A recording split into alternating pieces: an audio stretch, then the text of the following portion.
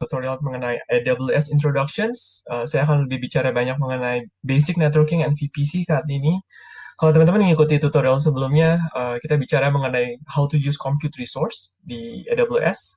Tapi saya bicara soal kalau teman-teman nggak terlalu peduli mengenai networkingnya, teman-teman pengen coba dulu, please just langsung directly coba aja. And untuk tutorial kali ini saya akan bicara mengenai teori basic networking and VPC dalam AWS gitu ya. Hal ini mungkin lebih menarik kalau teman-teman pengen configure your own environment saat ini, bukan menggunakan default networking dari AWS. So, let's start. Kalau teman-teman bicara soal AWS and network environment-nya mereka, gimana cara kita bisa configure, gimana cara kita bisa build networking di dalam environment kita, step yang paling pertama adalah kita create VPC. So, kalau teman-teman lihat di diagram ini kita bicara gambar kotak paling luar adalah this is your AWS account. Kalau teman-teman pengen tahu tentang, oh gimana sih cara create account, gimana sih cara login ke konsolnya, teman-teman bisa lihat di tutorial sebelumnya. And ketika teman-teman create your account, teman-teman bisa pilih teman-teman mau create your environment di region mana, di negara mana. Contohnya pada saat ini mungkin paling dekat dari Indonesia adalah Singapura. We hope that region Indonesia sebentar lagi bisa launch, so we can enjoy the locality di Indonesia gitu ya. Tapi saat ini yang paling dekat adalah Singapura. Uh, why Singapura jadi pilihan utama? Karena dekat. Semakin dekat, latency semakin kecil gitu ya. Tapi kalau teman-teman mau cari harga yang lebih murah, another region kayak di US itu jauh lebih murah. Tapi of course karena jauh, karena jarak, latency-nya jauh lebih tinggi. So I think it's good for development, testing, kalau mau taruh di sana. Tapi kalau mau to utilize low latency-nya gitu ya, please use di Singapore saat ini. Ketika teman-teman pilih Singapore gitu ya, teman-teman login your account, pilih Singapore, hal yang pertama harus kita create adalah VPC. VPC stands for Virtual Private Cloud. Easy things-nya adalah kalau teman-teman mau pikirkan VPC itu seperti apa, teman-teman pikirkan aja the biggest pool of IP yang bisa teman-teman pakai dalam environment teman-teman. Satu account bisa punya multiple VPC, it's okay, it's alright gitu ya. Tapi make sure CIDR-nya nggak saling tabrakan. Uh, Kalau teman-teman lihat di sini saya menggunakan sebuah contoh, this is the easy way. Saya create sebuah VPC, dan VPC itu punya CIDR, sets of IP-nya adalah 10.10.0/16. I think ini saya bisa utilize sekitar 65.000 IP. I think it's more than enough. I'm not sure environment teman-teman mungkin lebih daripada itu. But this is the biggest CIDR untuk kita create dalam satu VPC /16. Di dalam VPC ini, teman-teman bisa utilize, biasanya dalam satu negara itu, dalam satu region, of course, sorry, kita punya multiple AZ. AZ itu apa sih? AZ itu availability zones. Availability zones itu, tiap negara punya sets of availability zones yang berbeda-beda. Maksudnya adalah satu negara mungkin punya 2 AZ, negara lain punya 3 AZ, dan seterusnya gitu ya, beda-beda sesuai dengan regionnya. Tetapi AZ itu apa sih? Kalau teman-teman pernah ikutin overview tentang AWS, saya akan bisa link juga di situ mengenai tutorialnya. Teman-teman akan lihat di sini, this is a very good information. Actually, I use this a lot. AWS punya presence of region globally. Banyak negara mereka sudah launch AWS services di sana. Contohnya Singapura and coming soon Indonesia gitu ya. Tetapi dalam satu region itu sebenarnya kita punya multiple AZ. Kalau teman-teman lihat di sini diagramnya, for example, one region bisa punya 4 AZ di sini. Tapi AZ itu apa? Paling gampang bayangkan AZ itu single AZ itu adalah logical data center gitu ya. Kayak kalau teman-teman mau bikin project di on-premise, teman-teman mau punya DC and DRC gitu ya, atau multiple DC, AZ bayangkan seperti DC-nya. Jadi kalau teman-teman mau punya DC and DRC, create aja 2 buah AZ gitu. Tapi AZ itu sebenarnya apa sih? Kenapa saya bilang sebagai logical? Karena AZ sendiri bukan single data center.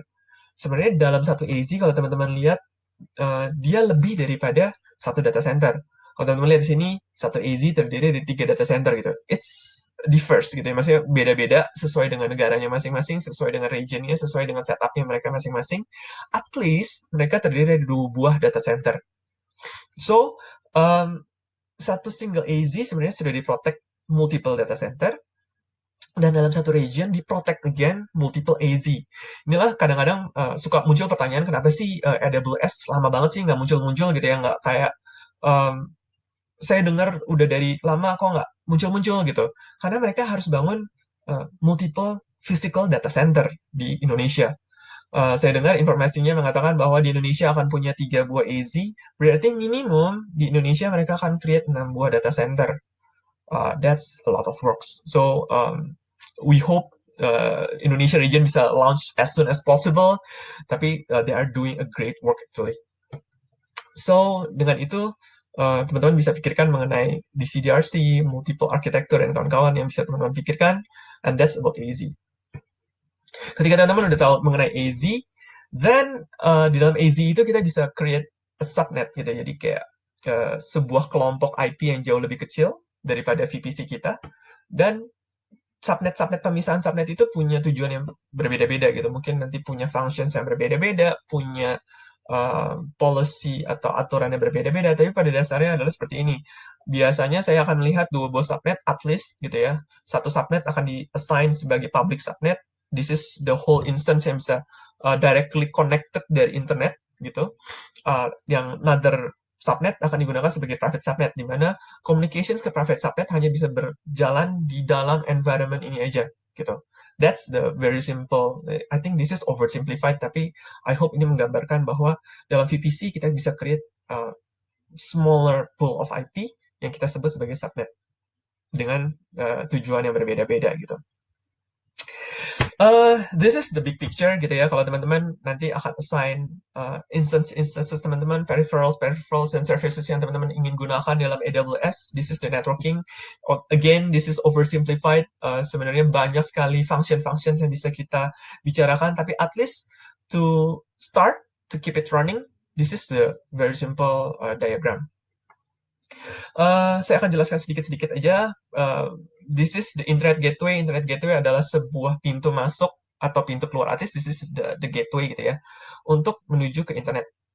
Semua traffic yang ke internet dan dari internet akan masuk lewat Internet Gateway. This is another services. Kalau teman-teman butuh VPN connections, this is Virtual Private Gateway. Di sini semua connectivity VPN, tunneling akan lewat Virtual Private Gateway. Nah, semua network traffic ini akan masuk ke router, di mana router ini bisa kita create multiple routing table yang punya objektivitas masing-masing gitu ya. Dan kalau kita ambil simpelnya aja, simulation saja, bayangkan saya create sebuah instance di dalam masing-masing subnet, contohnya di public. Oh, sorry, this is wrong picture, tapi I hope it's okay. Bayangkan di public subnet saya create sebuah web server, karena of course public dia harus bisa diakses dari luar, dari internet.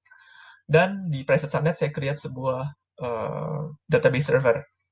Saya lakukan ini di 2 buah AZ, means biasanya saya akan bayangkan AZ1 sebagai primary data center saya, and AZ2 sebagai secondary atau DRC mungkin. Tapi yang menarik adalah ketika kita bicara soal simulasi communications yang terjadi, ketika kita bicara soal public subnet,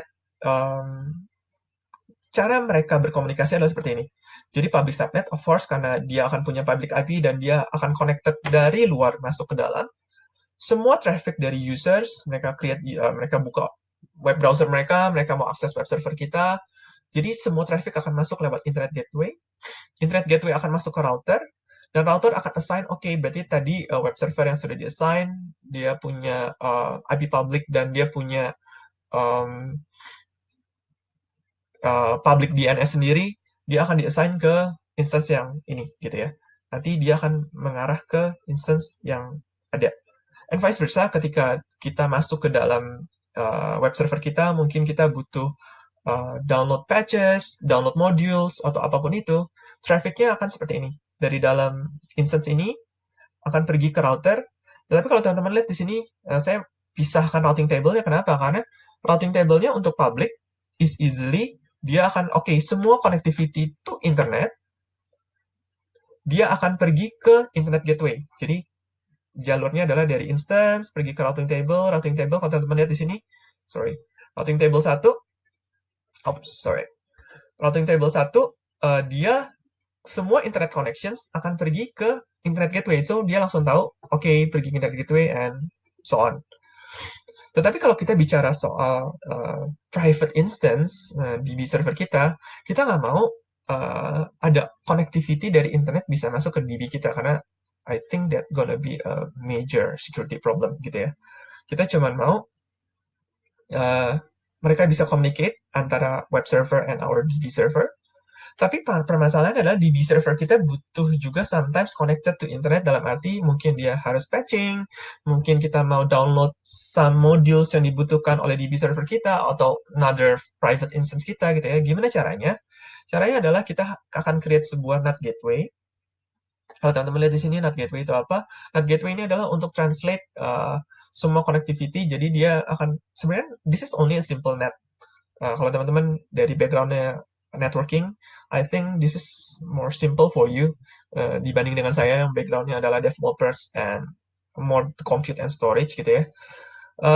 Jadi jalurnya kalau teman-teman lihat di sini, dari private instance ini kita akan masuk ke route table, tapi route table-nya berbeda. Kenapa? Karena kalau teman-teman lihat di sini, internet, semua jalur internet yang dia butuh ke luar, dia harus lewat NAT gateway. Of course, berarti nanti alurnya adalah ke sini, terus sebenarnya dia akan ke sini dulu. Dari NAT gateway dia akan tahu, oke, berarti dari NAT gateway dia akan dipasangkan dengan internet gateway, baru jalurnya akan keluar. So, nggak akan ada langsung dari connections dari internet masuk ke private subnet kita, tapi dari private subnet kita bisa tetap akses ke luar karena kebutuhan-kebutuhan itu sendiri. Kalau teman-teman lihat di sini ada another routing table policy yang saya pasang, IP on-premise, virtual private gateway. Saya nggak akan terlalu bicara banyak mengenai security saat ini, tetapi kalau ada kebutuhan, somehow kita punya on-premise data center atau on-premise environment, and on-premise environment itu butuh like local connections, secure connections, masuk ke private subnet kita. Kita bisa utilize namanya this virtual private gateway dengan create sebuah tunneling. Nanti teman-teman bisa cari sendiri, ada namanya VPN site to site. Jadi kita bisa establish IPsec tunnel antara environment kita di on-premise dan environment kita di AWS. So, semua connectivity menuju ke IP on-premise, dia akan go through lewat virtual private gateway. So, kalau ada kebutuhan si private instance ini ngobrol sama environment di on-premise, dia tahu jalurnya kemana. So, teman-teman, this is a very basic teori mengenai networking. Saya akan pisahkan mengenai demo karena keterbatasan waktu. I think we can start from this. Teman-teman bisa start dari sini dulu. This is the very basic gimana cara kita create networking. And kalau teman-teman mau create your own web server, web applications, database, biasa that's the 3 tiers yang paling common. Teman-teman bisa start dari sini. Kalau teman-teman nggak mau bikin multiple AZ, ada Active Standby dan kawan-kawan, just forget it. Create first AZ dulu. The thing is, yang saya pengen sampaikan sebagai penutup adalah just create and test. Kenapa? Karena yang menarik di cloud adalah teman-teman nggak akan di-charge 100% gitu. Kayak, kalau teman-teman mau create environment on-premise, teman-teman harus beli dulu di depan, and everything nggak bisa oke, kalau nggak cocok saya balikin gitu ya. Kalau di sini kalau teman-teman nggak cocok, delete aja. Kan kalau teman-teman khawatir mengenai cost, teman-teman mau go konseptual aja, teman-teman bisa cari namanya AWS free tiers. Ada beberapa sets of instance yang teman-teman bisa pakai secara gratis selama 1 tahun ketika teman-teman sudah create your own account. Just try, test your conceptual di sana. Kalau cocok, just grow bigger di sana. Menurut saya, cloud is not a project, cloud is a journey gitu ya. Jadi, create and test. Kalau teman-teman punya pertanyaan, please drop some comment. Kalau teman-teman mau direct message me, you can go here, linkedin.com/in/Johannes-Glenn. That's all for today. Thank you so much. See you later.